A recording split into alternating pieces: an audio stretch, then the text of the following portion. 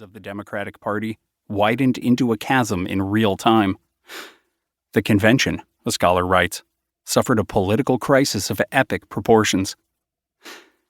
The IBEW walkout continued until September 21st, so that it lasted 137 days, all told. Many union members found other jobs as the economic pressures of being without work became acute. Though IBEW officials urged members to reject Bell's final contract offer, in the end, they voted to return to work by nearly a 2-to-1 margin.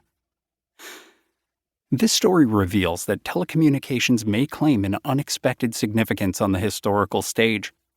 It also shows that decisions about networking, in this case, about providing microwave circuits for live coverage, may be a function not of engineering, but of power relations and political horse trading.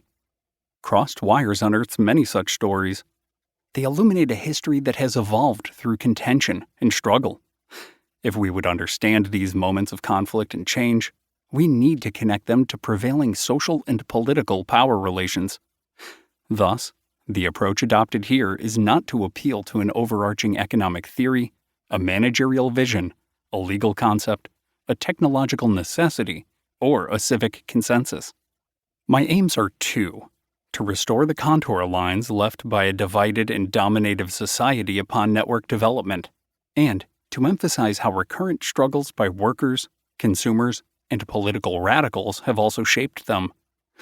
The narrative arc of this book is formed by the marks made on telecommunications, again and again, not only by social and political pressures, but by counter-pressures from below and from the sides, as with the Chicago Convention of 1968.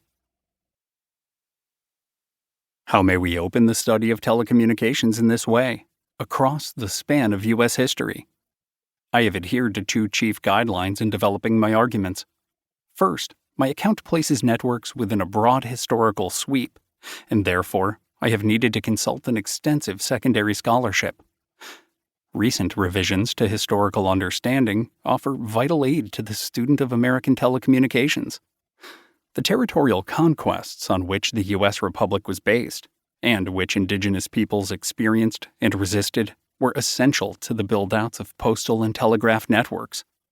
How diversely exploited workers and small farmers came to labor in the shadows of corporate monopolies had everything to do with the swelling late 19th century movement to reform privately owned telegraphs and telephones. During the late 1960s and early 1970s, struggles to overcome racist and sexist employment discrimination were essential to a rejuvenation of a public utility conception of telecommunications. In short, because historians have enlarged and often upended received thinking, it has become possible to plot the course of telecommunications differently.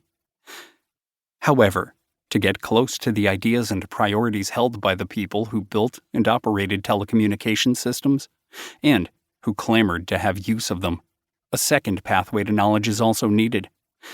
This dimension of historical recovery has necessitated research in numerous specialized libraries and archives, and antiquarian bookstores. Consulting these source collections has been an indispensable counterpart of scouring the secondary scholarship that is reorienting the American past. It has allowed me entree to flyers, pamphlets, underground periodicals, letters, memoranda, and ephemera that circulated below and behind official records of events. As a result, I have often been able to learn more about how postal clerks, letter carriers, telegraphers, telephone operators, and other members of a changing network labor force thought about how these networks were organized. Their ideals and actions, of course, foregrounded, but also went beyond the terms of their own employment.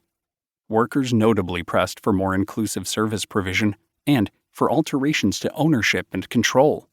Some even pushed for changes to U.S. patent law. Their mostly disremembered efforts are recognized in this book. In light of these two methodological priorities, I have undertaken a far-reaching revision. Each chapter crystallizes a particular era, aspect, or noteworthy episode.